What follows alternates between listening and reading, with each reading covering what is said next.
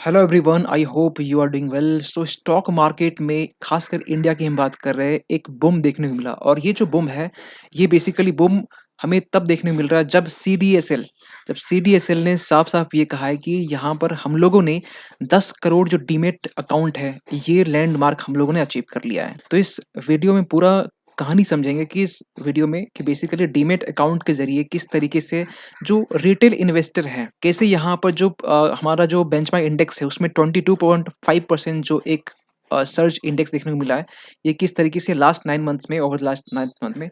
तो इसके रिगार्डिंग समझेंगे कि रिटेल इन्वेस्टर्स किस तरीके से हमारे स्टॉक मार्केट में कंट्रीब्यूट कर रहे हैं और एफपीआई का यहाँ पर रोल किस तरीके से होने वाला है, पूरी चीज़ आज इस वीडियो में बात करने वाले हैं। तो चलिए स्टार्ट करते हैं। देखिए, अगर आपको मालूम होगा, कुछ दिन पहले की बात है, ये 14 दिसंबर की बात है, जब यूएस फेडरल बैंक ने अपने जो इंटरेस्ट रेट है इसको और भी कट करने का एक सिग्नल दिया कि और भी इसका जो रेट है वो कट कर सकते हैं। फिलहाल जो अभी यूएस का जो फेडरल जो आपका इंटरेस्ट रेट है वो 5.25 से 5.50 है। जैसे कि इंडिया में हमारा आपको मालूम है कि रेपो रेट होता है, तो रेपो रेट अभी इंडिया का 6.5% है। उसी तरीके से जो यूएस का फेडरल जो बैंक है, उनका इंटरेस्ट और भी कम होने वाला है। जब इंटरेस्ट कम होगा तो लोग बैंकों में पैसे कम रखेंगे, क्योंकि लोग रिटर्न चाहते हैं। तो वहाँ से जो पैसे हैं वो फिर हो सकता है डेवलपिंग कंट्री में आएँगे। और ये चीज़ सिग्नल हमें कब देखने को मिला? जब ये चीज़ें खबर निकल के आती है तो हमें मालूम चलता है कि जो सेंसेक्स है, ठीक है? बॉम्बे स्टॉक एक्सचेंज सेंसेक्स है, ये उस दिन, ये तो आज का है, ठीक है? ये उस दिन बढ़कर 70,000 प्लस पहुँच गया था। तो 70,000 प्लस पहुँचना ये अपने आप में एक लैंडमार्क है। और आज का हम देखें तो आज के टाइम में बीएसई जो सेंसेक्स है 71,483 है। तो ये बेसिकली इंडिकेशन दे रहा है कि यूएस फेडरल जो बैंक है वहाँ की इंटरेस्ट रेट कम होने से जो ग्लोबल मार्केट है, या हम कह सकते हैं कि डेवलपिंग कंट्री है, या फिर जो उभरता हुआ जो देश है, एक डब्ल्यू जो इंडिया है, आपको मालूम है कि फास्टेस्ट ग्रोइंग इकोनॉमी है, तो इंडिया के लिए बेसिकली ज़्यादा फायदा होता है। अब ध्यान सुनिए इस चीज़ में कि हुआ क्या है। जो रिटेल इन्वेस्टर्स हैं वो इंडिया के खासकर जो स्टॉक मार्केट में इनका कंट्रीब्यूशन जो है ना, या हम ये कहें डीमैट अकाउंट का जो नंबर है, सीडीएसएल ने साफ-साफ ये कहा है कि डीमैट अकाउंट जो है ना, ये 10 करोड़ ये प्लस पहुँच गया है। 10 करोड़ की ये प्लस पहुँच गया। ये जो 10 करोड़ है ना, ये 10 करोड़ से प्लस ही है। और ये साफ-साफ इन्होंने ये कहा कि इसमें जो अकाउंट है लास्ट का 2-3 मंथ का देखिए तो ज़्यादा से ज़्यादा डीमैट अकाउंट भी खोले गए हैं। तो इसके पीछे रीज़न क्या है, ये समझने की कोशिश करते हैं। देखिए, इसके पीछे सबसे बड़ा जो रीज़न है ना, वो ये है कि पहले आप ये समझिए कि डीमैट अकाउंट होता क्या है? देखिए, डीमैट अकाउंट को आप ईज़ी लैंग्वेज समझ सकते हैं कि देखिए, जब भी आपको स्टॉक मार्केट में, क्योंकि आपको स्टॉक मार्केट में जो स्टॉक है वो सेल करने हैं, आपको बेचने हैं, आपको खरीदने हैं। तो बेचने खरीदने के लिए आपको एक अकाउंट चाहिए। जैसे कि आपको एक बैंक में आपको अकाउंट की नीड होती है ट्रांज़ैक्शन के लिए, पैसे जमा करने के लिए, निकालने के लिए। उसी तरीके से डीमैट अकाउंट जो है, उस स्टॉक मार्केट के लिए एक अकाउंट है, ठीक है? जिसको आप कह सकते हैं कि जिसमें और इसमें भी बेसिकली जो रिटेल इन्वेस्टर होते हैं, वो रिटेल इन्वेस्टर किस तरीके से होते हैं, देखिए, रिटेल इन्वेस्टर जो होते हैं ना, इनके छोटे-मोटे पैसे, यानी कि 5,000 हो गया, 10,000 हो गया, 50,000, 1 लाख तक हम बोल सकते हैं।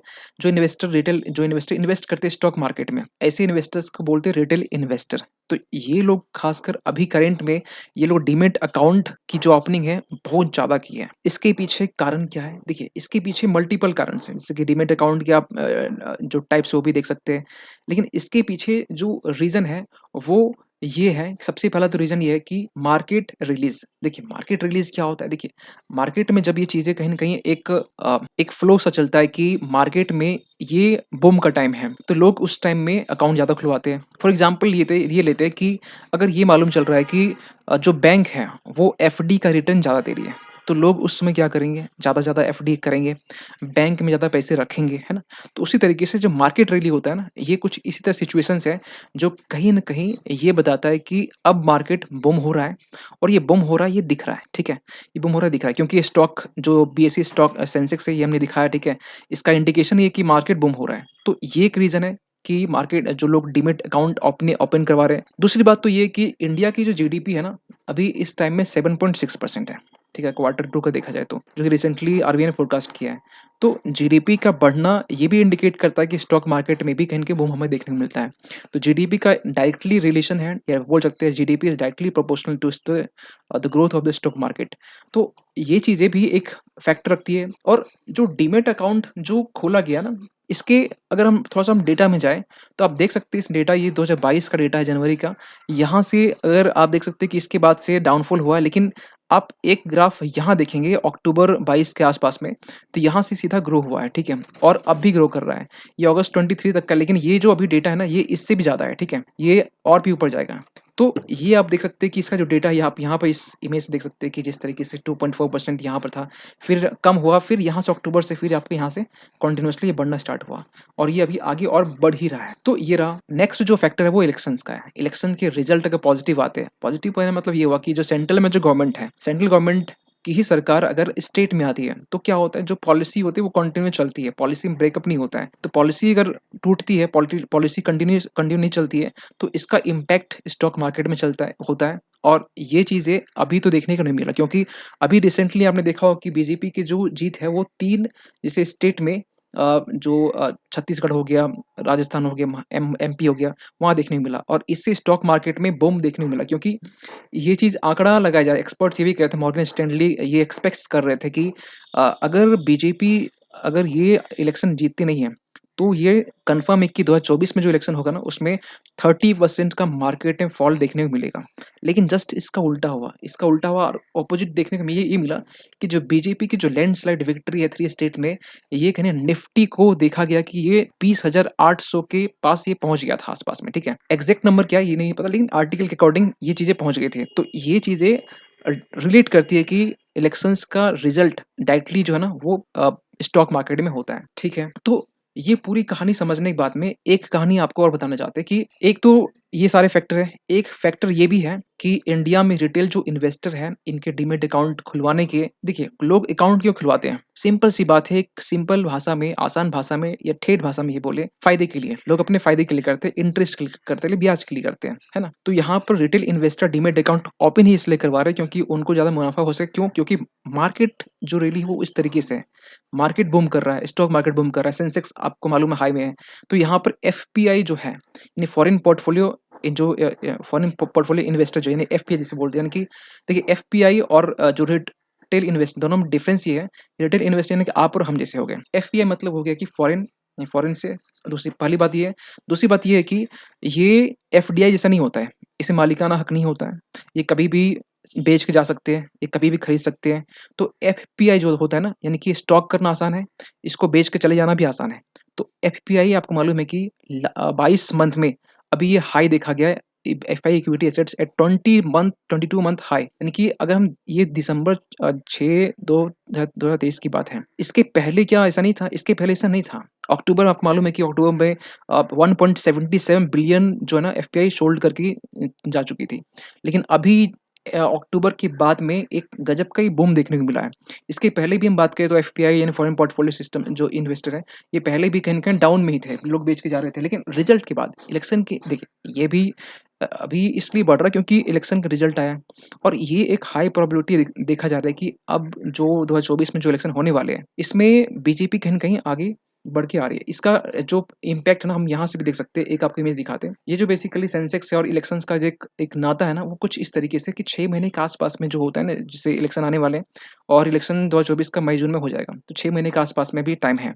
तो 6 महीने के आस-पास में जो सेंसेक्स है, उसके इलेक्शन से डायरेक्ट रिलेशन होता है, क्योंकि ये चीज़ें आप ये जो ग्राफ है ना, 2019 की हम बात करें, इलेक्शन 9.8% जो है सेंसेक्स हमें देखने को मिला उछाल। तो इस तरीके से जो चीज़ें है ना, वो रिलेट करती है इलेक्शंस के टाइम में। 2009 में आपको मालूम कांग्रेस का एक वर्चस्व चला करता था, ठीक है? फिर आप पूरा जो डेटा देख सकते हैं। तो ये चीज़ें कहीं न कहीं रिलेट करती है।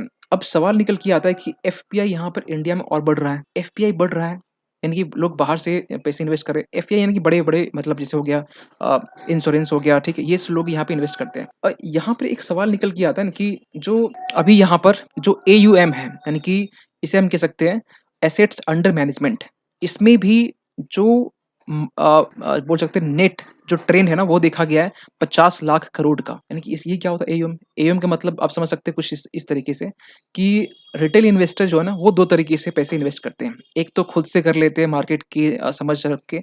दूसरा ये है कि ये म्यूचुअल फंड में को देते हैं, म्यूचुअल फंड में इन्वेस्ट करते हैं। तो म्यूचुअल फंड जो होता है एक्सपर्ट्स का एक टीम ही होता है इन सिंपल लैंग्वेज। तो वो म्यूचुअल फंड क्या करता है, फिर आगे वो स्टॉक मार्केट में पैसे लगाते हैं।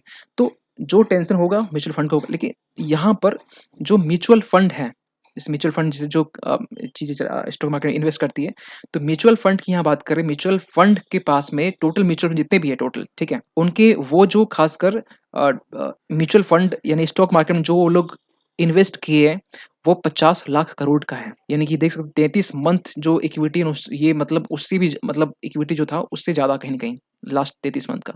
तो 50 लाख करोड़ ये टच करना मतलब ये हुआ कि यानी कि आप और हम जो मिलके एक म्यूचुअल फंड में इन्वेस्ट करते हैं और वो म्यूचुअल फंड के पास में बहुत सारे लोगों के से पैसे आते हैं और ये पैसे मिलकर इकट्ठा अगर में जोड़ दें, टोटल जो म्यूचुअल फंड है, वो 50 लाख करोड़ का होता है। ये 50 लाख करोड़ इन्वेस्ट किया जाता है स्टॉक मार्केट में क्योंकि उन्हें भी पैसे उन्हें मुनाफ़े कमाने हैं, तभी तो आपको मुनाफ़ा मिल सकता है। तो ये चीज़ें यहाँ पर देखी जा रही कि एयूएम जो है ना, वो नियर 50 लाख करोड़ के आस-पास में पहुँच चुका है। इसके बाद में ये भी देखा जा रहा है कि जो एसआईपी यानी सिस्टमैटिक इन्वेस्टमेंट प्लान जो है, ये नवंबर की हम बात करें, नवंबर डेटा ये कहता है कि 17,000 करोड़ तक ये पहुँच चुका है। देखिए सिस्टमैटिक इन्वेस्टमेंट प्लान क्या होता है? देखिए इसको आप सिंपल लैंग्वेज में समझ सकते हैं जैसे कि सपोज़ कीजिए कि आपका जो सैलरी है वो 1 लाख रुपए है। 1 लाख में 25,000 जो है ना, वो आप हर मंथ इन्वेस्ट करते हैं स्टॉक मार्केट में, है ना? वो ऑटोमेटिक होता है। आपने इसे एक बार ऑटोमेटिक कर दिया, तो वो 25,000 आपका हर मंथ में कट जाता है। तो 25,000 आप इन्वेस्ट कर रहे हैं, आपको मार्केट में कोई लेना-देना नहीं है, आपको एक समय के बाद में आपको एक अच्छा खासा एक रिटर्न मिलेगा आपको। तो ये जो रिटर्न मिलेगा, ये कब मिल रहा है जब आप 25,000 इन्वेस्ट कर रहे हैं हर मंथ। तो ये जो आप प्लान कर रहे हैं, इन्वेस्टमेंट प्लान कर रही है, इसे बोलते हैं सिस्टमैटिक इन्वेस्टमेंट प्लान। इस तरीके का जो है ना, ये अमाउंट जो लोग इस तरह जमा करते हैं, सोचिए 17,000 करोड़ लोग करोड़ का ये जो अमाउंट है, ये इतना है। लोग कितने जमा कर रहे हैं, खासकर एसआईपी के थ्रू से। तो ये सारे फैक्टर हैं, जो कहीं न कहीं रिटेल इन्वेस्टर्स को यहाँ पर एक पुश कर रहा है या हम बोल सकते हैं कि पुश फैक्टर हैं जो कि डीमैट अकाउंट ओपन करवा रहे हैं। अगर हम बात करें यहाँ पर रिटेल एयूएम का, जो छोटे-मोटे रिटेल है, ठीक है? यानी कि एसेट अंडर इन जो ये है, क्या पीछे हम देखें जस्ट पीछे यस, जो मैनेजमेंट है, तो इसमें हम ये देखते हैं कि यहाँ पर ये भी 21% जो लास्ट 12 मंथ का डेटा ये कहता है कि लास्ट 12 मंथ में 21% ये बढ़ा है, जंप किया है। लेकिन ये सब चीज़ होने के बाद भी अगर हम एक चीज़ यहाँ पर देखें कि एफपीआई जो कहीं न कहीं एक इंडिया में स्टॉक मार्केट में एक बहुत बड़ा इम्पोर्टेंट रोल प्ले करता है, इनका भी रोल बढ़ा है। इनका भी रोल आप देख सकते हैं rupees 1.5 trillion FPI inflows to India since March. March के बाद से अभी तक 1.5 ट्रिलियन बढ़े। इसका मतलब एक पॉजिटिव सिग्नल है, ठीक है? एक पॉजिटिव सिग्नल है कि एफपीआई इंडिया में बढ़ रहा है और ये आना एक ये भी संकेत देता है कि इंडिया में जो डोमेस्टिक एयूएम है या डोमेस्टिक जो रिटेलर जो इन्वेस्टर हैं, इनके भी नंबर्स बढ़ रहे हैं। डीमैट अकाउंट तभी खुलवाए जा रहे हैं, खासकर प्रॉफिट के लिए। तो स्टॉक मार्केट बूम होगा तो जीडीपी भी का इसका डायरेक्ट लिंक भी है।